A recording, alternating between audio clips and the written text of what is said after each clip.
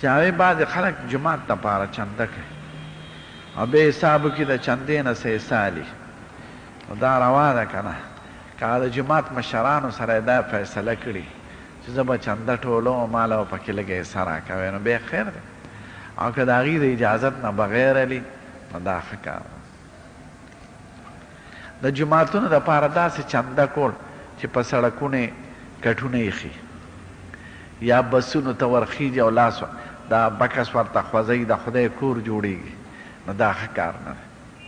او که یو جومات یې خپل مقامي خلک دوستان چنده وکړي یا د عزت په شکل ورشي یو سړي له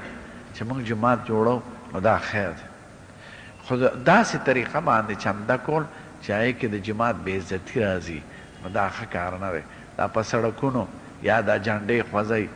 یا بکسونه خوځوي زنانو ته چې د خدای کور جوړیږي او دا اکثر ټګان برګانې نو دا ښه کار نه دی هلکه چې سل کسان د یو محلې